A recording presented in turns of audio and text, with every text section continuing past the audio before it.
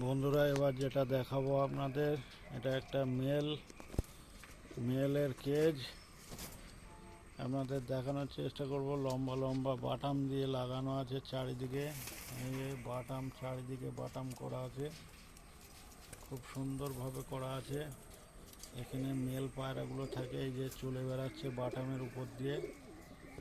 1/2 ইঞ্চি বাটাম, তার উপর দিয়ে কীভাবে চলছে দেখুন।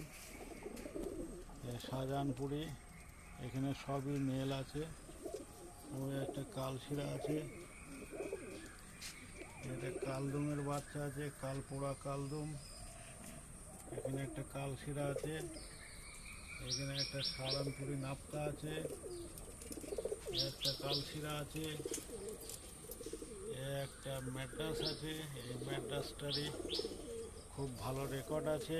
এদের বাচ্চা কাচ্চা একদম জিরো পড়ে প্রথম দিনই আকাশে বেরিয়ে যায়। যদি কোনো চিন্তা করতে হবে না, পায়রা বেঁচে থাকলে পায়রা বাড়িতে ঘুরে আসবেই আসবে। সেটা 1 সপ্তাহ হোক, 10 দিন হোক, 10 দিন অবধি রেকর্ড আছে এর পায়রার বাচ্চার। 10 দিন পরেও চলে এসছে বাড়িতে।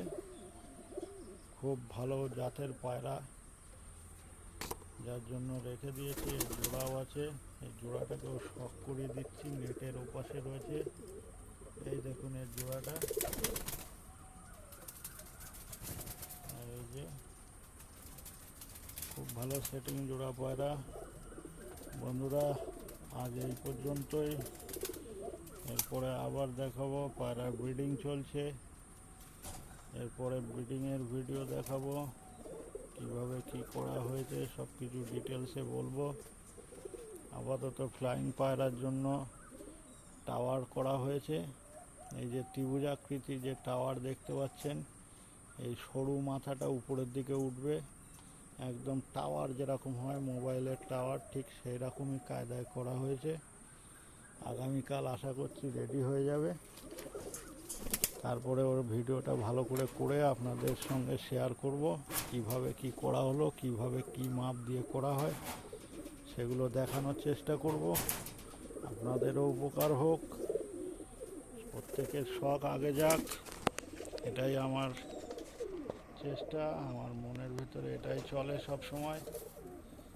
ঠিক আছে বন্ধুরা, আজকের মতো বিদায়।